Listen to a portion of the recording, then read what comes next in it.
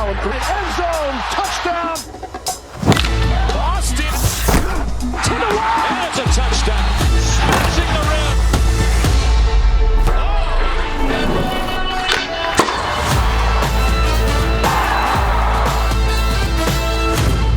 Wilson hooking it up to Burns. Tatum step back three. Yeah!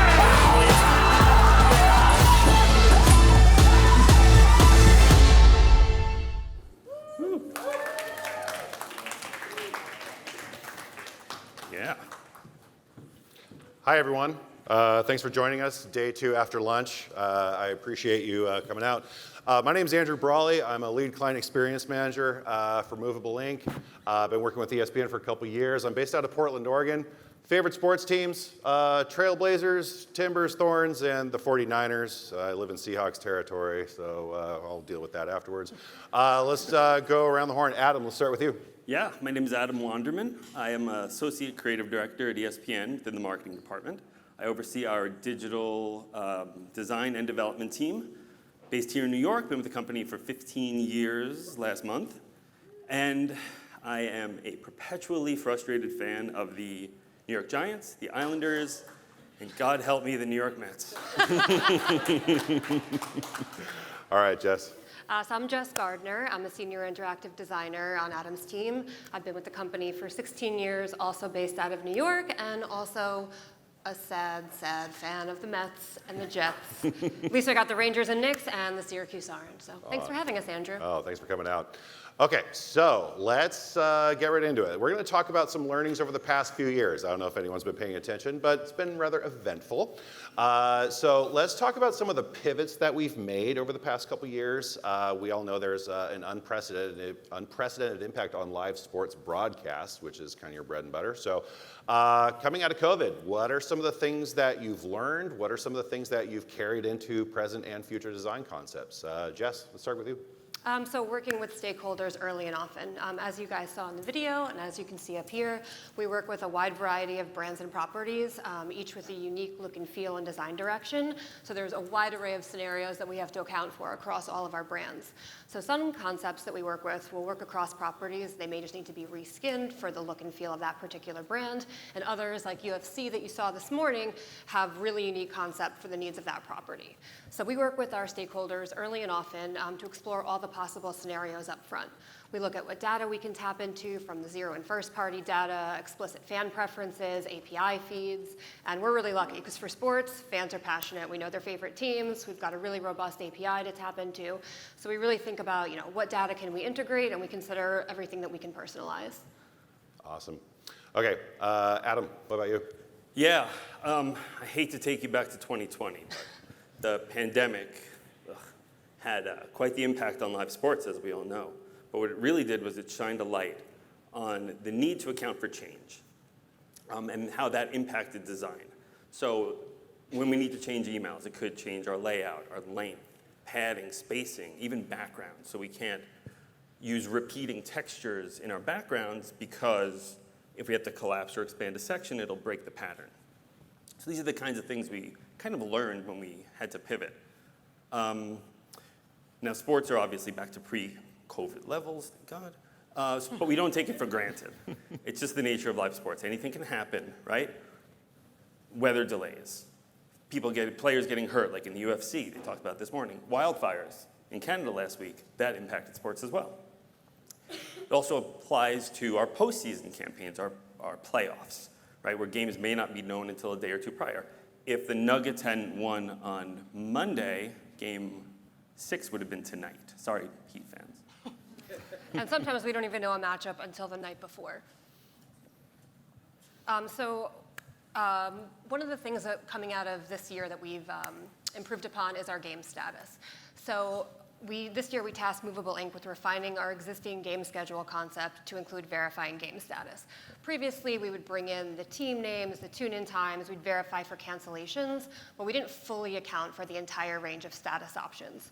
So here's a screen grab showing ESPN softball games in April. As you can see, the top 4 games are completed or final. The bottom 4 games are not complete. And unfortunately, we have a lot of different scenarios to account for. So here you have postponed, canceled. And we wanted to match the ESPN.com API endpoints in email for up to the second game data. So outdoor spring events like baseball and softball are subject to the mercy of spring in the south, which means they're continuously impacted by weather delays. So game status goes beyond the binary game on, game off data values that we were using. Game on's pretty simple, but game off has many different flavors. So now, thanks to the improvements in our custom app, we can rely on automation involving that game status data. And then we can choose whether we want to show or hide the game with the updated information or replace it with some other type of content. So this was developed for our college conference networks like the ACC and SEC network, but now game status is standard operating procedure across all of our properties. And so to elaborate, identify the scenarios that apply to you and your day-to-day. We're going to see shortly how varieties of game status are handled. Everything's managed by ESPN's API endpoints, and these are the scenarios that we plan for and design accordingly. We've worked with these statuses over the past few years, and we've applied versions of automation to it, which leads us to a recent launch that we're going to talk about next, which is the Tournament Builder app. This is a custom app concept that's been a couple years in the making, and we just launched it last month. Jess, can you provide us some background on tournament campaigns and brackets? So you guys may be familiar with March Madness, but we also broadcast a variety of tournaments at the college conference level across multiple conferences like the SEC and ACC and across different sports. So men's and women's basketball, baseball, softball, lacrosse, and each tournament has a different structure. So the challenge for us is how do we maintain this high number of games with multiple games happening throughout the day over the course of a few days, often ending really late at night. So it's a lot of upkeep as teams win in advance and next round matchups become known. There's also little consistency across tournaments from the number of rounds, the number of games, and how the tournament play is actually structured. So the solution that we collaborated on was a custom app that is able to support display of all kinds of tournament bracket layouts.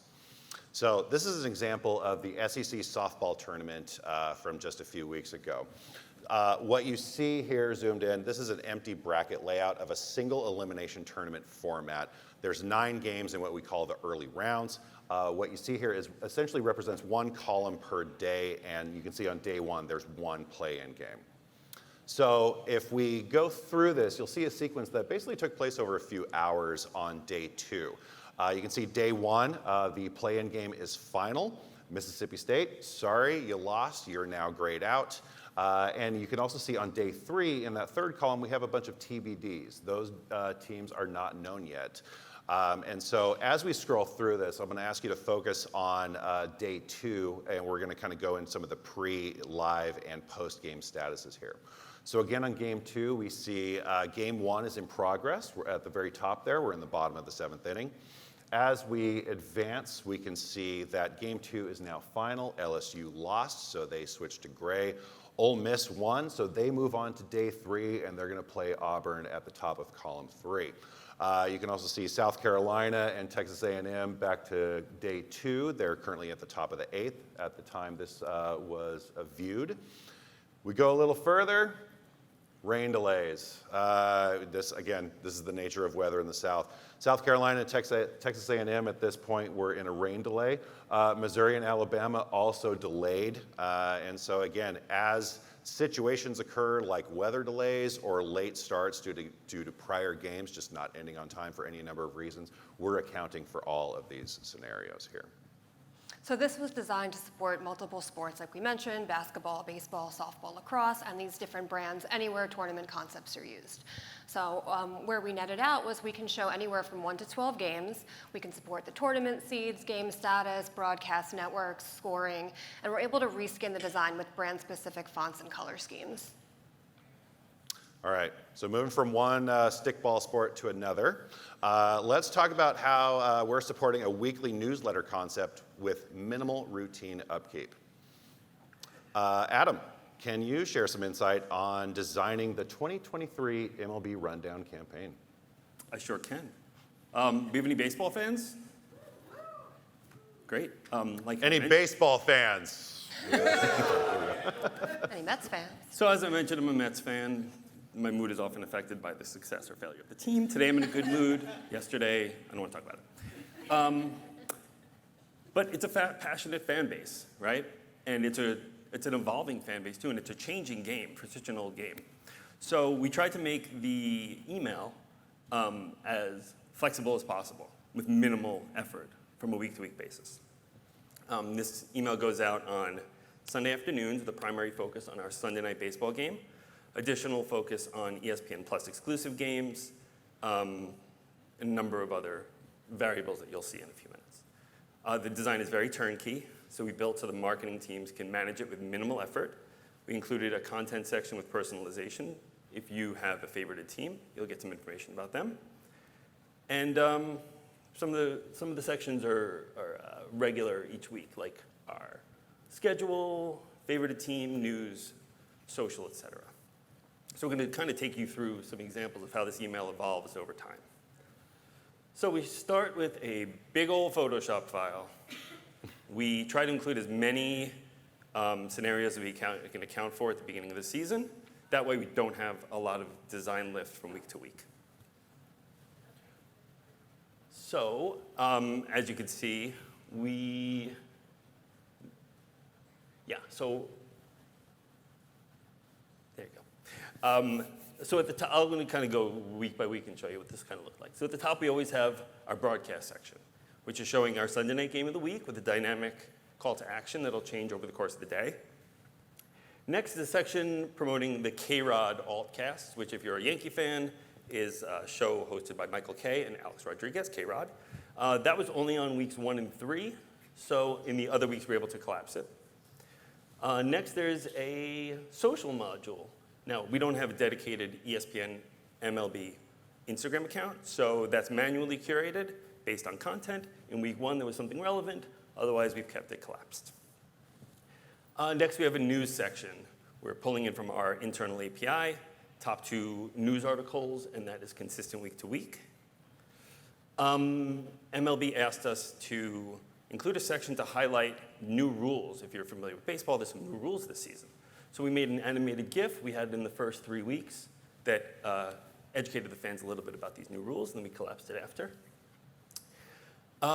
We have a section that is highlighting some of our ESPN Plus exclusive games. That was built with a simple solution to update it using an online spreadsheet week to week that can serve as an API endpoint. Our brand marketing team manages that, and it's pretty easy to update week to week. Overall, this was designed with weekly management in mind. There is very little, if any, design that needs to be done week to week. And even people that aren't familiar with the Movable Link platform or versed in email marketing are able to update this on a regular basis. All right, so let's wind things down. Let's talk about some best practices. So, Jess, let's start with you. What's a best practice that our audience can walk out of here and implement today? So I think it's really important to discuss scenario planning with your stakeholders.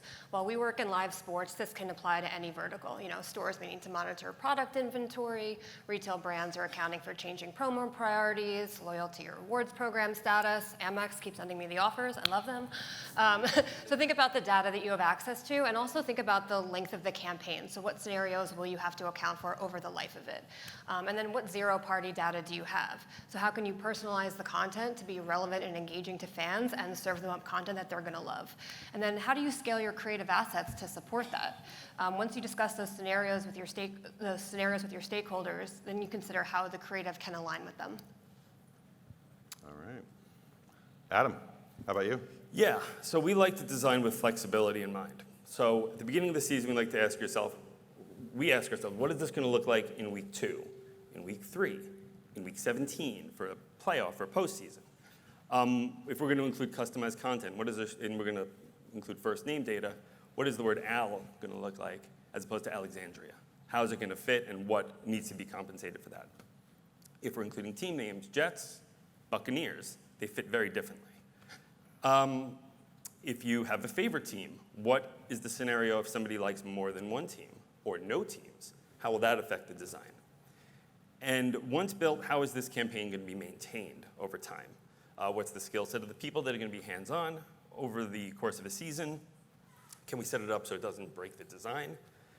And then automated content versus manually curated. What are the pros and cons of each? If we're going to include social content, for example. What's the benefit of have it automated versus being more specific and targeted with a specific email? Okay, Jess, you got one more? I mean, it's work with stakeholders early and often, right? We can't emphasize that enough. So having those open lines of communication, aligning on goals, and creating a shared understanding of those potential opportunities and challenges. So email is, a fantastic marketing channel to directly reach your audience, but it's important to understand the unique considerations and technical restraints we have in this medium, whether that's email platforms, responsive design, to optimizing for rendering across devices. So it really should be a collaborative process. And we find sharing the visual creative with stakeholders early is really, really key. People may have different visions in their head of what the final creative will look like. So when you align on the design system early on, it streamlines that entire process. And we really love mocking up different states of the email so everyone can really visualize the flexibility of the creative. Awesome. Okay, so let's wrap it up with some Q&A. We sent out a survey to thank some of the attendees. We posted it on LinkedIn, giving people a chance to ask questions. And to ensure legitimacy, I wrote these questions down on some note cards. So we're going to do 2 questions. That's about what we have time for. So Jess, we're going to start with you. When a marketer comes to you with a new project, do you have any tips on how they can best engage you? What are some ways that they can help you help them? I think it's really important for our marketers to come to us with a strong creative brief. That way we understand the campaign objectives, the target audience, the message hierarchy. Then we can talk about, what do we know about the audience? Again, how can we personalize and really make that relevant?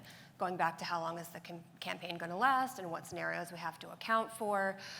So once we're sort of aligned and the designers have that context, we can align our design approach accordingly. Awesome. Okay, Adam, we're going to go to you with our last one. So when do you tend to bring Movable ink into your design process? Do they join you at the start of an idea or later when you might already know what it is that you want to do? Yeah, I mean, like with anything, it depends on the situation, right? So if we're doing something really turnkey, something we've done plenty of times before, we usually just give you guys a little heads up. We'll design accordingly, provide the layered Photoshop file, sliced up, usually pretty good to go. Flip side, if it's something season long that's going to last throughout an entire sports season, or it's a new brand team on our end that's working with Movable ink, or if we have new ideas that we want to poke holes through and see what's going to work and what's not going to work, we'll certainly bring you and your team on early, try and figure out how to make it work, and we always make it work, amazingly enough. Whew, thank God. Yeah, we certainly enjoy being a strategic partner with ESPN. Everyone saw the keynote this morning. Marissa, thank you for doing such a wonderful job up there with that. We really do enjoy working with you. I want to thank you both for taking the time to work with me and putting this together. I want to thank everyone in the room for spending time out of your busy schedules to come out and just learn about some hands-on keyboard stuff here with our platform. Really do appreciate you taking the time. Hope everyone has a safe trip home, whether that's down the street or across the country. So everyone, thanks again. Thank you.